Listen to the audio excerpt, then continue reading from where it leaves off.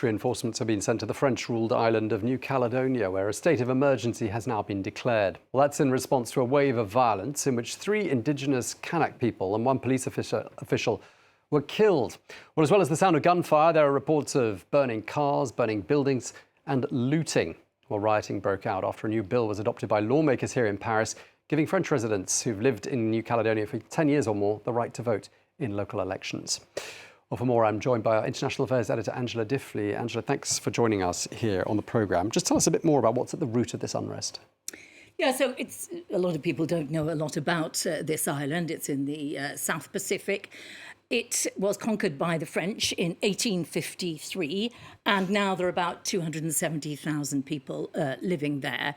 And the conflicts have been between the indigenous Kanak people, that's now about 40% of the population, and those of European descent. Some of those were colonizers, some of them were actually, for a while it was a penal colony, so some of them are descendants of prisoners. But the descendants of people of European descent, they're now about 20% of the population.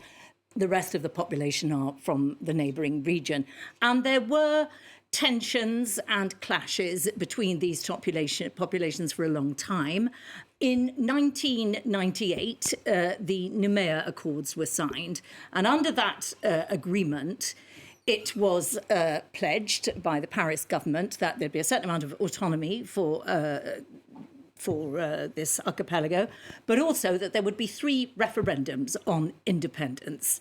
And those referendums took place between 2018 and 2021.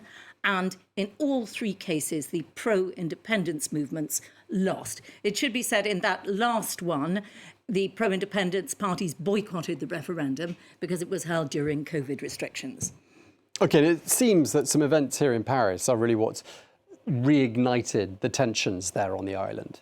Yeah, it's sort of a story about indigenous people and later arrivals and the strife between the two, because even though those pro-independence referenda were lost, and in a sense that should have closed the issue, because not all Kanaks wanted independence from France. Some Kanaks saw considerable benefits in the islands remaining French. It's highly subsidised, New Caledonia. So that is one of the reasons.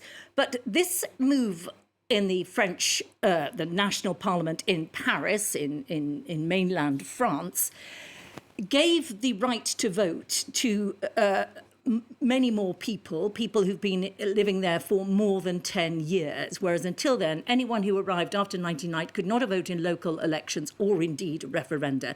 And this has led the Kanak people to worry that they will lose their influence within the regional and local parliaments, and that their culture will be diluted, and that their influence and they will be diluted, and they will start to feel outnumbered on their own territory. Some people say these riots have nothing to do with that is simply a pretext, and this is just lawless youths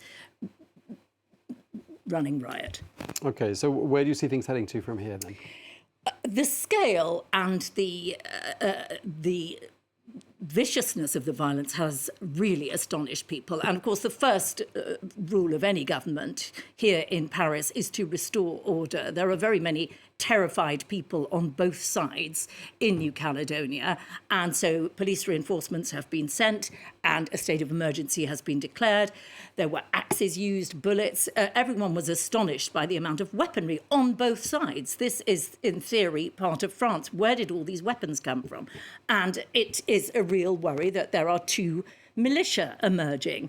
And so this is a very serious state of affairs, and hence the state of emergency and the police reinforcements. The police had to evacuate their own police station at one stage last night. So there is real worry in Paris over this. It is also the case that this New Caledonia is very important to France strategically, although it receives many subsidies and costs a fair amount. It is strategically important. It is near China. It is in the South Pacific. There are French military bases there. And nickel is a natural resource which is found there. At the moment, the nickel market is not particularly lucrative, but nevertheless, it has been in the past. And so France, mainland France, Paris, needs to sort this out. It is hoped that some sort of mediation will occur. The independence, pro-independence parties on the political side have said, let's get together together. We need dialogue, calm down everyone. But they appear to have lost control of the young people running riot. OK, well, thank you very much indeed for helping us make sense of all of that. Angela Diffley from our International Affairs Desk. Thank you.